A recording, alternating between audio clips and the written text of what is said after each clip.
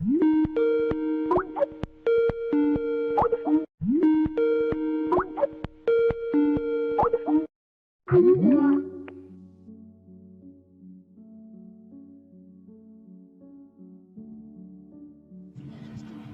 long time ago, when judges still ruled over Israel, and the land was dried up with famine, a man from Bethlehem which ironically means place of bread, left his home in Yehuda to live as a foreigner in the land of Moab. He traveled with his wife and their 2 sons.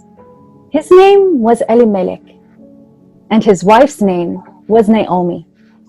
Their 2 sons were called Mahlon and Kilion. They were descendants of Ephraim's tribe from Bethlehem in Judah.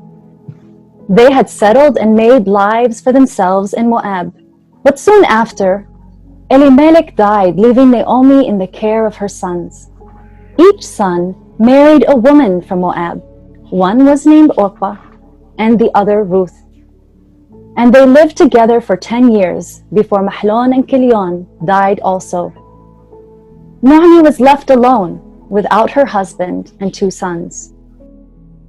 Word had reached Moab that the Eternal One had once again brought life back to the land of Israel and blessed his people with food. Naomi returned and prepared to return with her daughters-in-law. With Orpah and Ruth at her side, she began her journey back to Judah, leaving the place where she had lived. You have accompanied me far enough. You must both return to Moab. Go home to your mother's care and your people. May Adonai show his loyal love to you, just as you demonstrated it to my dead sons and me.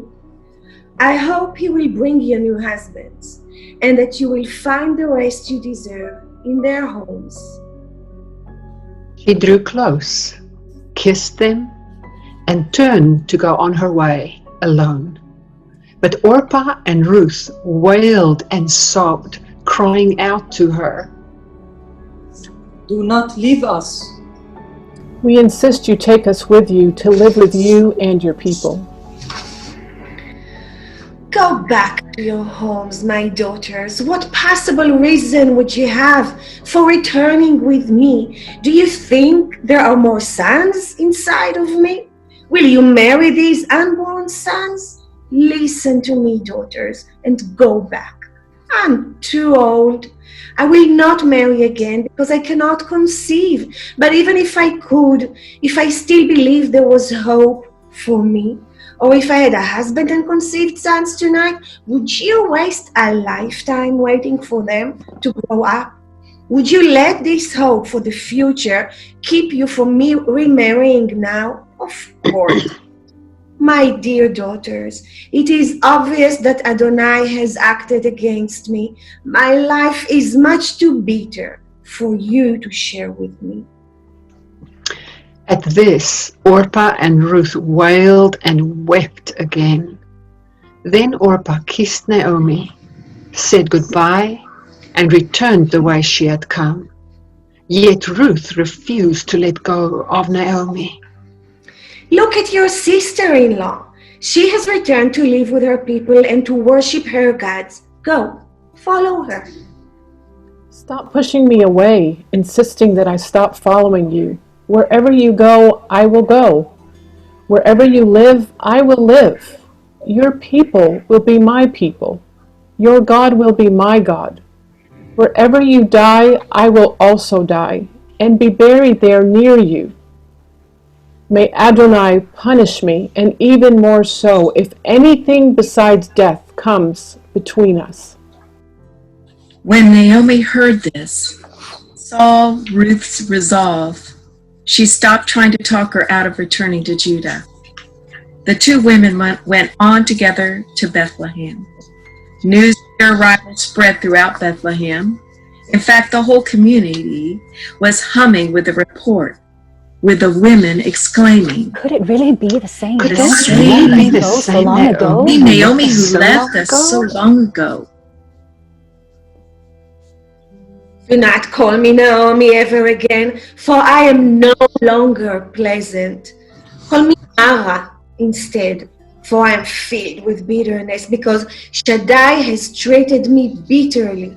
I left this place full in spite of the famine, but Adonai has brought me back empty from a plentiful land. Why would you call me Naomi, the pleasant, when Adonai has testified against me and the El Shaddai has brought disaster upon me? This was how Naomi came into Bethlehem with her daughter-in-law Ruth from Moab. It was at the beginning of the barley harvest when they returned to the land.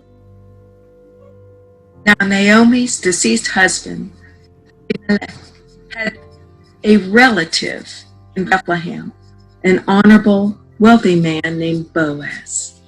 One day Ruth, the foreign woman who returned with Naomi from Moab, approached Naomi with a request. Let me go out into the field and pick whatever grain is left behind the harvesters. Maybe someone will be merciful to me. Go ahead, my daughter. Ruth left and went into the fields to pick up the gleanings, the grain that had been left behind by the harvesters. And so it was that the portion of the field that she was working in belonged to Boaz, who was a part of Elimelech's family. As she was working in his field, Boaz happened to arrive from Bethlehem, and he greeted the harvesters. May Adonai be with you. May Adonai bless you. bless you.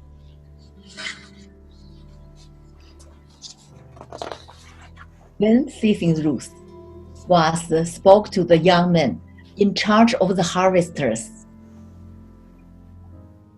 Who does this young woman belong to? She is the Moabite woman who came back with Naomi from Moab. She came and asked my permission to pick up the grain our harvesters leave behind and gather it all into the sheaves for herself. Except for one small break, she has been here all day, working in the field from the morning until now. Listen to me, my daughter. Do not go and glean in any other field. In fact, do not go outside my property at all, but stay with the young women who work for me, following the harvesters and bundling the grain into sheaves. Watch the harvesters and see which field they are working in. Follow along behind these servants of mine. I have warned the young men not to touch you. If you are thirsty, go and get a drink from the water jars my young men have filled for the harvesters. Overwhelmed, Ruth bowed down before Boaz, putting her face to the ground in front of him. I am just a foreigner. Why have you noticed me and treated me as if I am one of your favorites? I have heard your story. I know about everything you have done for your mother-in-law since your own husband died. I know you left your own mother and father, your home and your country, and you have come to live in a culture that must seem strange to you. May Adonai repay you for your sacrifices and reward you richly for what you have done. It is under the wings of Israel's God, Adonai, that you have sought shelter. I pray you will continue to look upon me with such favor. I am comforted by your kind words, even though I am not as worthy of them as even one of your servant girls. Later during the meal, Boaz spoke to Ruth again. Come over here and have some of my food. Dip your piece of bread in the vinegar wine. So Ruth sat down among the harvesters. Boaz also offered her some roasted grain. She ate as much as she wanted and even had some left over. When her meal was finished, she got back up and returned to work. Then Boaz pulled some of the young harvesters aside and gave them instructions concerning her. Let her pick up grain from among the sheaves. Do not reprimand or humiliate her for gleaning where it is usually forbidden. Instead, periodically pick out a stalk or two from the sheaves that have already been bound and leave them for her to gather for herself. Make sure that no one gives her a hard time. So Ruth worked in the field all day until the sun had nearly set. And when she finished picking up the leftover ears, she beat her gathered barley grains from the stalks with a stick. All that work resulted in over 20 quarts of grain. Then she carried it back to the city where her mother-in-law saw how much she had gleaned. Ruth took out the leftover food from what she could not eat of her midday meal and gave it to Naomi. Where did you go to work today? Where did you glean all this from? May God bless the person who gave you this kind of attention. So Ruth told Naomi the story of all that had happened to her that day and on whose land she had worked. The man I worked with today, his name is Boaz. May Adonai bless this man. He has not given up showing his covenant love toward the living and the dead. This man is closely related to us. He is a kinsman redeemer of our family. That is not all he did. Boaz also instructed me to stay with his young workers for the remainder of his grain harvesting season. It is best that you do as he says. Stay with his young women who bind the sheaves. They will keep you safe from the hostility and danger of working in another's field. So that is what Ruth did. She kept close to Boaz's young female servants and picked up everything they dropped. She worked hard throughout the 7 weeks of the wheat and the barley seasons until the harvest was complete in early summer. And this whole time she lived at her mother-in-law's house. My child, it is my responsibility to find a husband and place of rest for you, a place where you will find rest and contentment. You have been working alongside the young women who serve Boaz. Is he not a part of our family? Early this evening, during the late afternoon wind, he will be on the threshing floor winnowing the barley. Bathe and perfume yourself. Put on your best dress, then go down onto the threshing floor. Be careful though. Don't let him know you are there until he has finished eating and drinking. Once he is relaxed, he will lie down to sleep. Make sure you notice where he is. Once he has laid down, go to him, uncover his feet, and lie down. He will tell you what to do. I will do everything that you have told me to do. So she went down to the threshing floor and followed through with everything her mother-in-law told her to do. Not much later, Boaz finished eating and drinking and was in good spirits. He made his way to the end of a pile of grain and lay down there to sleep. Then, very quietly, Ruth snuck to where he was lying down. She uncovered his feet and lay down at his feet. Later, sometime in the middle of the night, Boaz was startled and woke up. When he rolled over and looked around, he discovered there was a woman lying at his feet. Who are you? Mi'at. Min enti. Nay sheshi. I am your servant Ruth. Spread out your hem of your garment so that it covers your servant. You are a near relative of our family. May Adonai bless you, my daughter. For the loyal love you are showing now is even greater than what you showed before.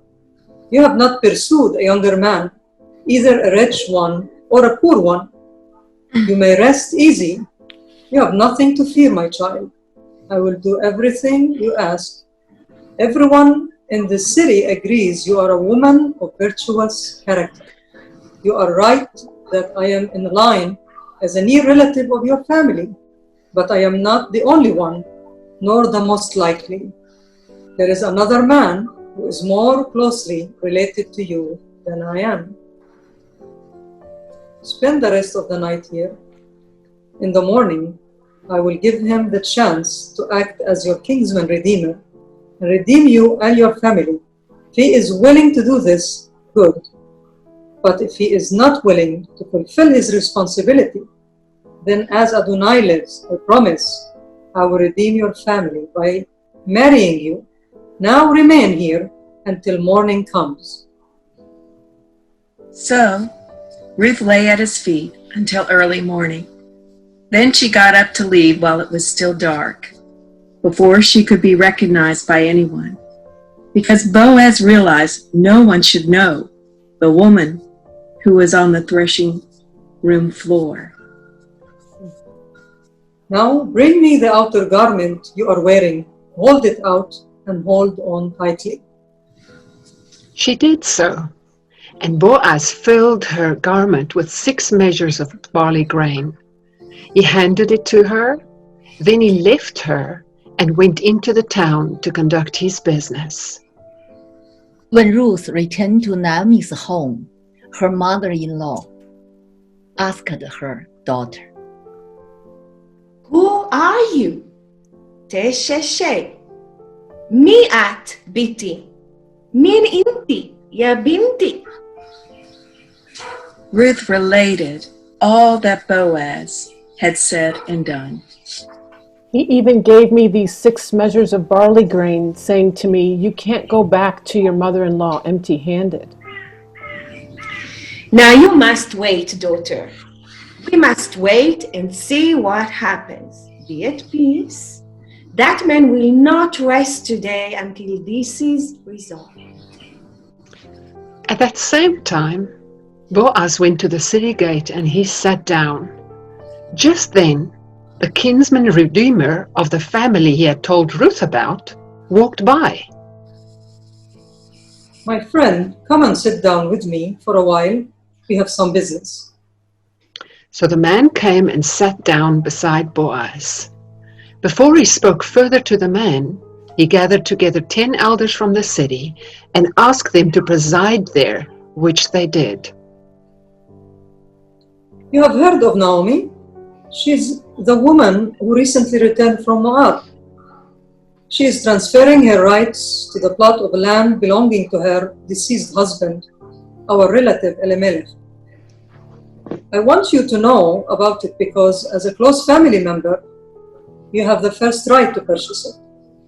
If you want to do so, you have enough elders sitting here to witness the transaction.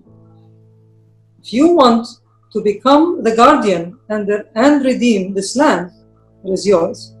But if you are not interested in doing this, tell me now. The right belongs to you, but if you refuse it, I am next in line.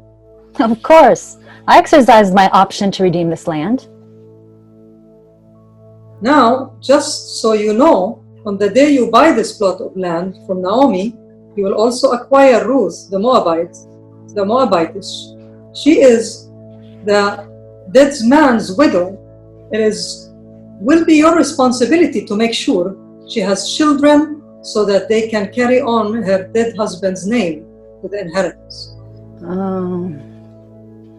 Well, then I will not be able to redeem it. I will not put my own property at risk. I relinquish my right to redeem the land. You do it.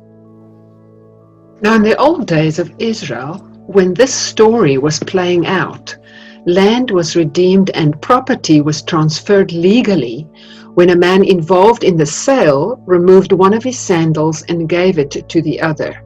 This was how contracts were sealed in Israel. So the kinsman redeemer took off his sandal and handed it to Boaz. It's now your responsibility. Every one of you have witnessed what happened here today. I secured the rights to everything that belongs to Elimelech and his sons Mahlon and Kilion from Naomi. I have also taken responsibility for Ruth, the woman from Moab, who was married to Mahlon. She will become my wife. I will see to it that his family and this city remembers Mahlon. I will raise children who will bear his name and make sure his property stays in the family. You are all witnesses to this today. We are witnesses of what has happened here today. May Adonai take this woman who is becoming a part of your family today and make her like Rachel and Leah, the two women responsible for building the nation of Israel with their children. And may your reputation become well known and well respected throughout Ephratah and Bethlehem. May the children Adonai gives you and this woman make your family like the family of Perez, who was born from the levirate union between Judah and Tamar. Then Boaz took responsibility of Ruth, and they married. After they came together, Ruth conceived by Adonai's provision, and later she gave birth to a son. Praise the Eternal One. He has not abandoned you. He did not leave you without a redeeming guardian. May your offspring become famous all through Israel. May this child give you a new life. May he strengthen you and provide for you in your old age. Look at your daughter-in-law, Ruth. She loves you. This one devoted daughter is better to you than 7 sons would be. She is the one who gave you this child. Then Naomi held the child tightly in her arms and cared for him. For all around her, friends cried out, Naomi has a son! They named the child Oved because he would provide for his grandmother. Oved grew up and became the father of Yessa. Yessa too became a father one day, the father of David. Here is the genealogy of the Perez family. Perez was Hezron's father. Hezron was Ram's father. Ram was Aminadab's father. Aminadab was Nahshon's father. Nahshon was Salmon's father. Damon was Boaz's father. Boaz was Oved's father. Oved was Jesse's father. And Jesse Jesse was the father of David.